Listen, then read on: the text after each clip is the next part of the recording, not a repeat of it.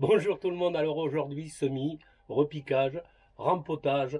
En effet, on est dans la deuxième, on débute la deuxième quinzaine d'avril et c'est le moment de faire les choses. C'est pas tant au niveau de la façon de faire, mais juste du timing et je vous donne je vous explique ce que je fais en ce moment. Donc on va voir différentes choses, notamment le repiquage des patates douces, les semis de cucurbitacées, le rempotage de certaines plantes qui sont devenues un peu à l'étroit. Allez, on démarre vite, vite, vite. Allez, c'est parti. Allez, on commence par le repiquage des patates douces. Ici, il y a 15 jours ou 3 semaines, je les avais mis à bouturer dans de l'eau. Regardez, là, il est vraiment grand temps, quoi.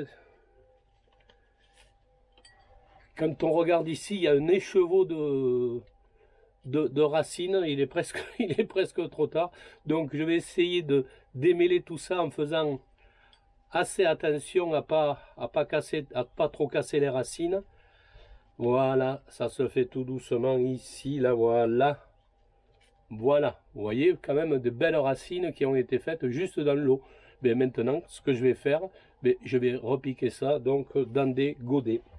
Alors, je prends ici, comme ces patates douces vont rester en godet jusqu'à la plantation, c'est-à-dire elles vont rester en godet pendant un mois à peu près, oui, puisque je vais les semer à peu près au 15 mai là. Cette semaine, ils annoncent du froid, la semaine prochaine aussi, c'est-à-dire jusqu'au 5, 6 ou 7 mai, ils annoncent des nuits un peu fraîches, donc on va pas tenter le diable et on va ne semer qu'après le 7 ou le 8 mai, quoi. Donc ça va rester là au moins pendant 3 semaines. Donc eh bien, qu'est-ce que je fais? Là j'ai du terreau, c'est pas du terreau de semis, c'est un terreau de rempotage que j'ai fabriqué moi-même. Comment je l'ai fait? Mais si on regarde, c'est tout simplement ici, vous voyez, bon c'est de la... Alors c'est un mélange de perlite vermiculite, comme vous connaissez, avec un peu de terreau de semis, très peu, doit y en avoir 20%, de la pardon, de ma terre de jardin et également du compost de déchets verts mélangé, quoi.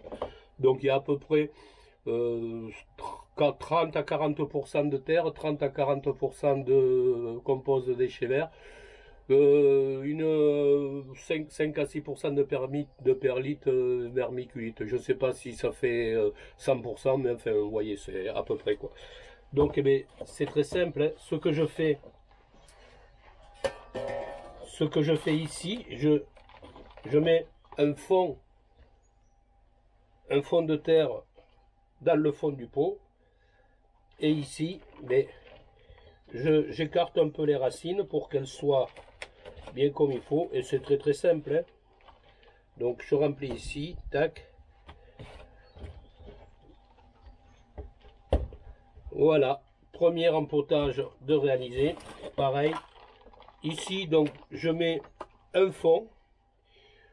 Je démêle les écheveaux. Vous voyez, je vous avais parlé des feuilles que je coupais. Là, ici, c'est une nouvelle feuille qui arrive. Déjà, deux feuilles qui arrivent avec deux feuilles qui arrivent rien que dans l'eau. Donc, je pense que ça devrait bien pousser. Donc ici, hop.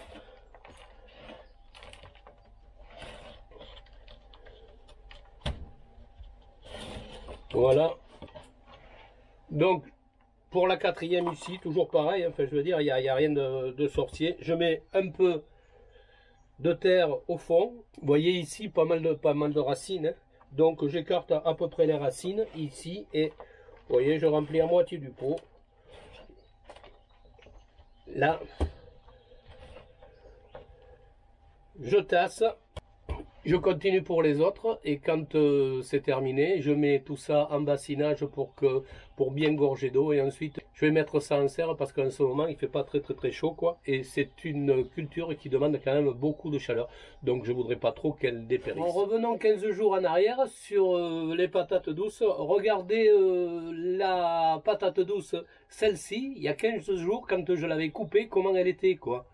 Et regardez en 15 jours comment elle a poussé. Donc c'est quand même relativement intéressant. Et on va s'occuper des autres maintenant tout de suite. Je vous rappelle donc qu'on est le 15 avril. Et regardez, j'avais écrit la date à laquelle je l'avais mise dans l'eau, donc ça fait 15 jours. Et si on regarde ici, eh bien, cette patate douce a fait des racines qui sont un peu fragiles, il faut faire relativement attention, mais on va la mettre dans un pot. Sa copine, elle, est beaucoup plus avancée. On voit ici les racines et les tiges qui commencent à sortir. Donc on va la planter, elle aussi.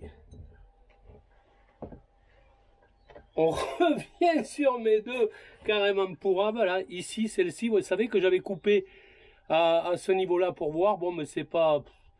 Là, il n'y a pas grand-chose. Enfin, je pense qu'elle est pourrie, celle-là, donc je vais la jeter. Par contre, si on regarde celle-ci, en regardant de plus près, on s'aperçoit qu'elle a des racines. Donc, je vais planter ça comme ça. Et puis, on verra bien ce que ça va donner, quoi. Donc, pour planter mes chayotes, je prends des pots de 2 litres, là, qui sont suffisants. À l'intérieur duquel, ici, en bas, j'ai mis carrément de ma terre de jardin pour économiser un peu de terreau. Et donc, ce que je fais, je mets mon terreau de rempotage, ici. Donc, ma chayote, je vais la présenter comme ceci, en enterrant presque entièrement la chayote et juste en laissant les racines qui se sont déjà faites, donc je les mets dans la terre. Et ici, voilà, je rajoute donc ici mon terreau de rempotage. Voilà.